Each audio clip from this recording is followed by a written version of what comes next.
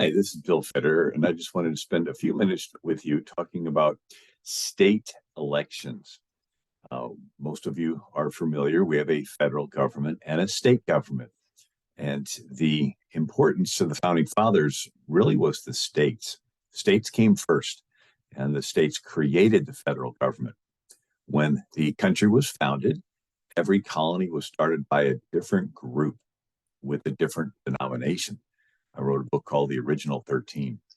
Virginia was the first state, the first colony, and it was Anglican. Massachusetts was the second, and it was Puritan. And then you had Rhode Island, founded by Baptists, and Connecticut and New Hampshire were founded by Congregationalists. New York was founded by the Dutch Reformed. Maryland was founded by Catholics, and Delaware and New Jersey were originally Swedish Lutheran.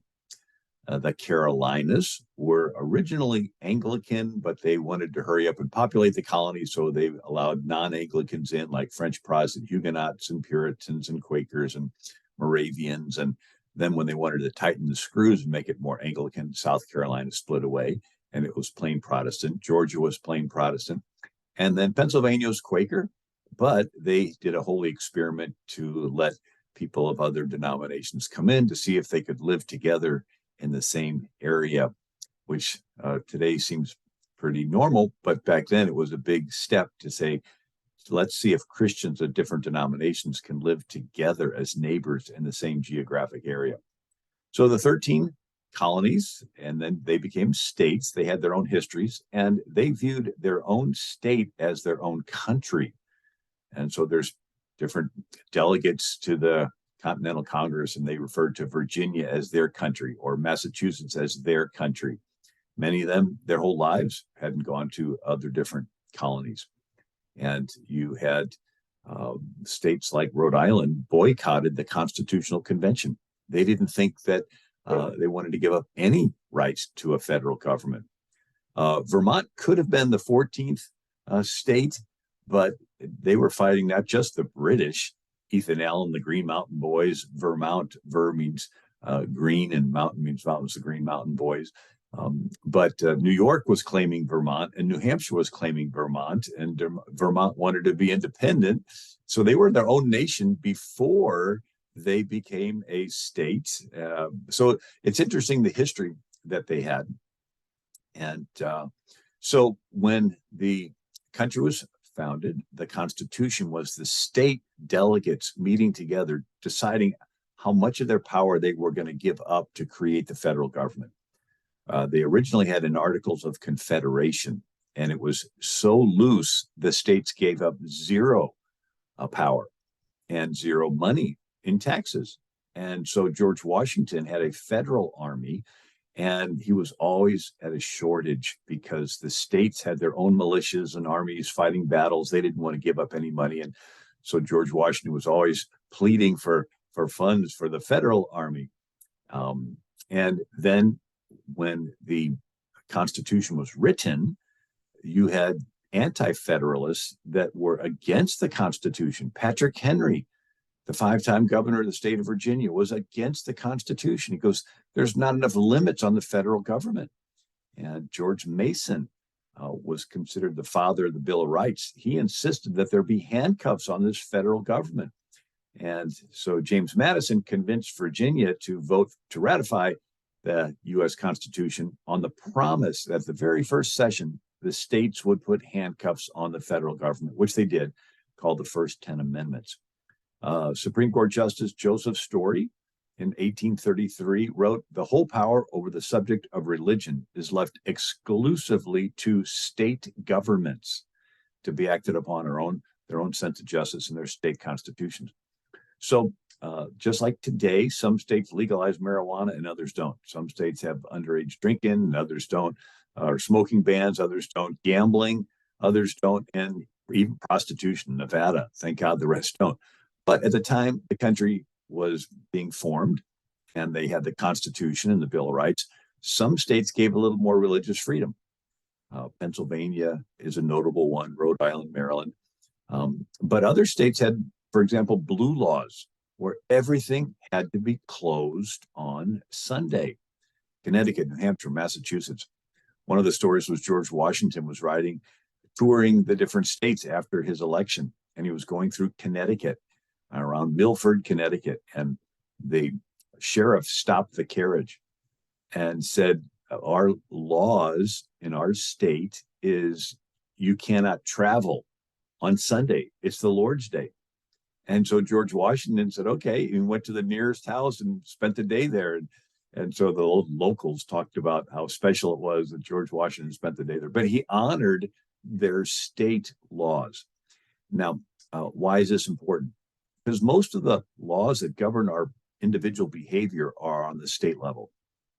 And it's sort of a new thing to have the federal government pass these overreaching laws, wanting to disarm everybody or wanting to force mandates on people.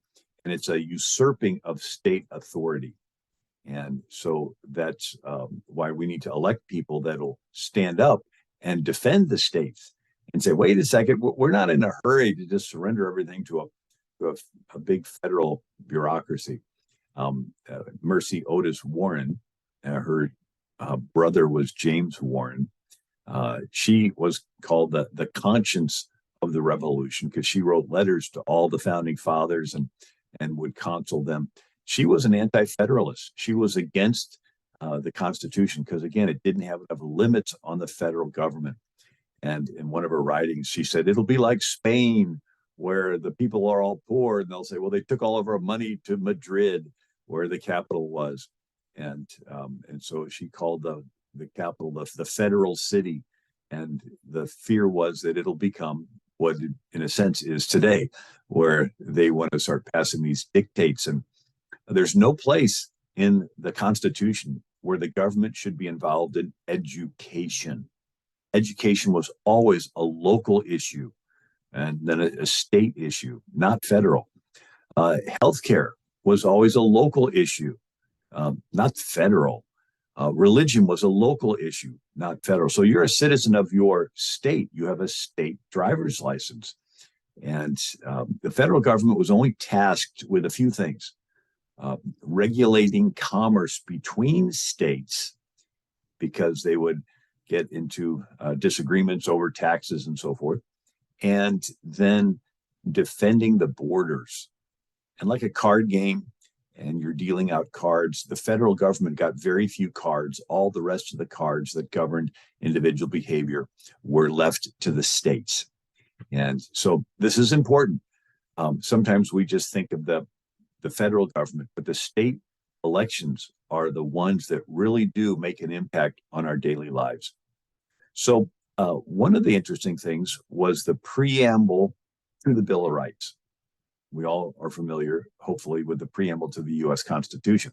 But the preamble to the Bill of Rights say this: the states at the time of their adopting the Constitution expressed a desire in order to prevent misconstruction or abuse of its powers that further declaratory and restrictive clauses should be added. So in their mind, they wanted to prevent an abuse of power by the federal government. They wanted to put restrictive handcuffs on the federal government, what we call the Bill of Rights. So the states were very, very jealous of their own independence and their own freedoms, and they wanted to give up as little power as possible to the federal government. You know, prior to the 17th Amendment, U.S. senators were elected by their state legislatures, and they would go to Washington, D.C., wanting to keep the federal government small. But then when they pushed through the 17th Amendment, backed by a whole lot of those robber barons, now the U.S. senator is directly elected by the people. And you think, okay, I get to vote for my U.S. senator. But wait a second, to run for a statewide race, you need lots of money. So these candidates have to go to the millionaires and basically trade their vote for money. And they can give really good speeches, but that's why most of the senators are millionaires, because they're representing those that put them in. And so prior to that, the 17th Amendment, the senators were elected by their state legislature. So they would go to Washington, D.C., wanting to vote for everything to keep the federal government small, because they had to report back to their state legislatures. And so water goes down a drain slowly around the edges, but as it gets closer to the middle, it's sucked down that vortex faster and faster. Power would concentrate slowly over the course of American history, but now it's going faster and faster. And it's so it was usually there's a crisis that the government uses as an excuse to take power away from the states. It was great that Lincoln ended slavery, but in the process, a whole lot of rights went from the states to the federal government. Woodrow Wilson, great that he wanted to, get involved and have us win World War I.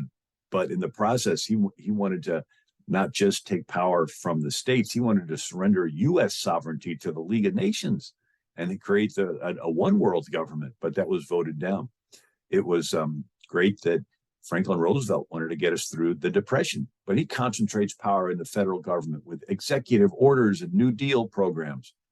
Lyndon Johnson wanted to end poverty, and he concentrated power with his Great Society welfare state, where you had lots of people out of work that you signed up for government handouts, and also they would end up voting for you because of the handouts.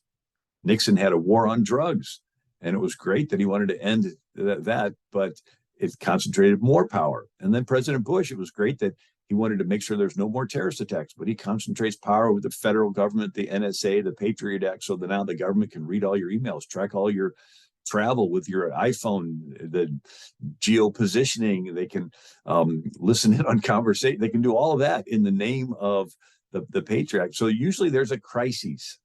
And then with this recent pandemic, an unprecedented, where the government wants to tell you what to put into your body. These are things that have never happened before, but it's always in the name of a crisis. And the founders understood that. And so they wanted to separate power into three branches, separated into federal to state level, and then tie this federal Frankenstein up with 10 handcuffs we call the first 10 amendments. But I wanted to emphasize the importance of state elections and how this was of primary concern to the founding fathers.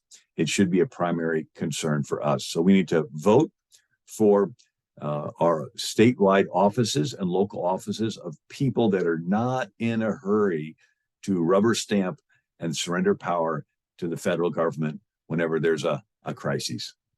Hope this is helpful to you, and I look forward to the next time to be on. God bless.